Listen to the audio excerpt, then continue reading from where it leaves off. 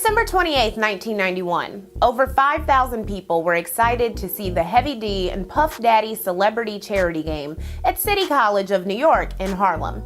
The event was sponsored by a student organization called Evening Student Government and promoted by KISS FM. Big Daddy Kane, Ed Lover, Jodeci, Michael Bivins, and members of Run DMC were scheduled to play, with money purported to be going to HIV/AIDS prevention. The gym had a legal capacity of 2,730 people, and video would show later that over 2,000 extra people were packed inside. This was worsened by what was going on outside, reported the Washington Post. Some fans, who began arriving for the scheduled 6 p.m. game as early as 2 p.m., said they were shocked to see so few security personnel to manage the bulging throng. As many as 700 people arrived without tickets, police said. When the crowd broke through glass exterior doors, it surged with such force that it bent a lamppost in the rush to enter the building's foyer and hurry down the stairwell to the gym. Doors between the stairwell and the gym that had been closed were opened too late to relieve the pressure of the scores of people on the stairs. When the doors finally opened, people tumbled into the gym over the bodies of those who had been crushed. Someone foolishly announced over the intercom, 3 people are dead because you didn't listen, leading to a second stampede and more chaos.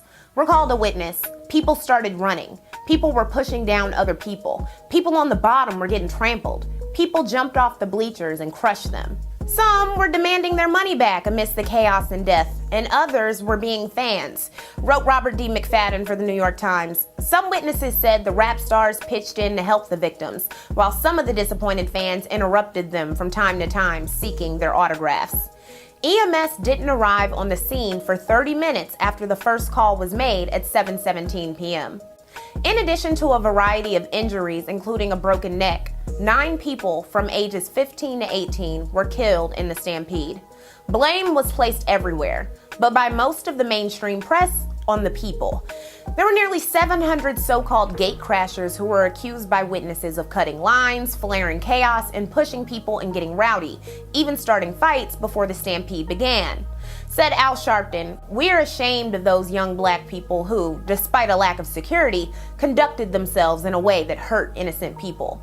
The conservative columnist Heather McDonald leaned on personal responsibility in a 1992 assessment of media coverage of the scandal, titled "Spreading the Blame Too Thin," writing, "The denial of individual responsibility places ever-increasing burdens on institutions. If people are not expected to control themselves, these institutions must control them and be blamed when things go wrong." But this view completely disregarded the lack of crowd management. Young people who attend rap or have attended a rap concert, raise your hand.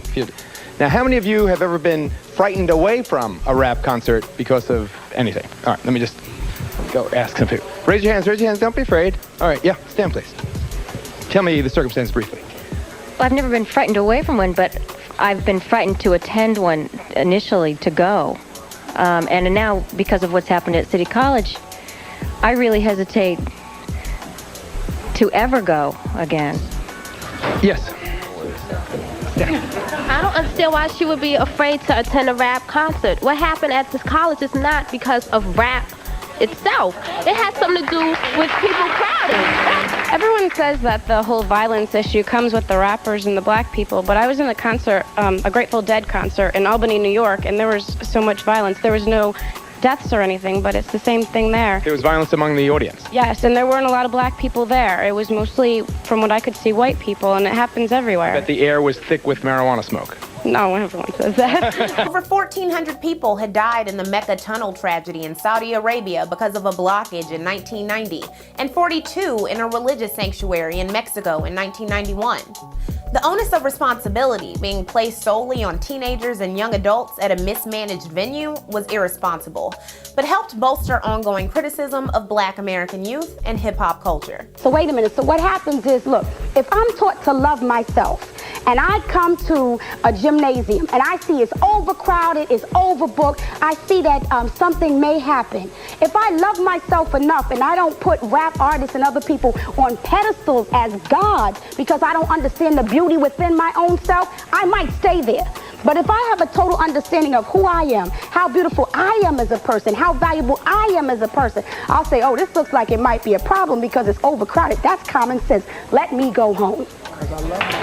Pointed out a 16-year-old named Lori Grant. At Madison Square Garden, when there's a concert, the cops come in the hundreds, on motorcycles and cars and vans, like a parade of cops.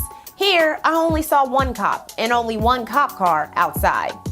There were actually 66 police on hand, but none had been inside of the venue when the stampede began. And survivors were called being stuck up under and on top of other people for 20 minutes or more before police moved to evacuate the stairway leading to the gym. A fire department official who insisted on anonymity criticized the police, saying, if they had problems getting into the place, why wouldn't they call us? Why wouldn't they utilize all emergency services? I represent a couple of the families in the civil suits that are following here.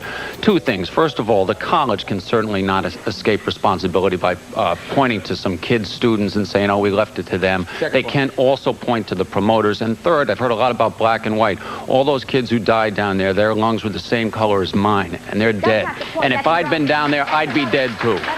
The lack of crowd management was blamed on the game's sponsors and promoters, who hired 38 campus guards and 20 Nation of Islam guards.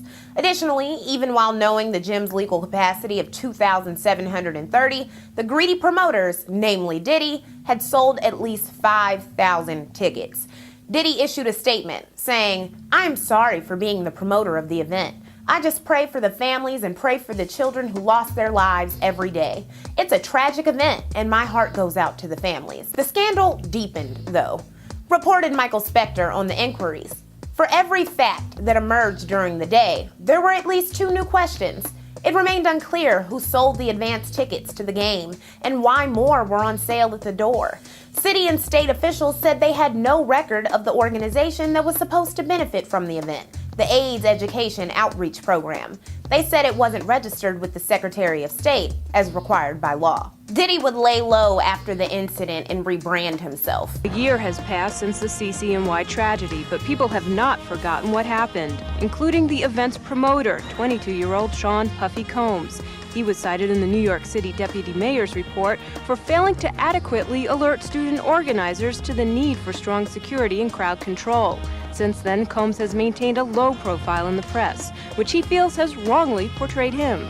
I'm famous for the kid in their minds who threw the tragic City College, and that's kind of hard for me sometimes to live with. For the rest of the decade, a series of lawsuits against sponsors and promoters of the game were settled by the 9 victims' families out of court. Diddy and Heavy D were responsible for half and the other half by the college.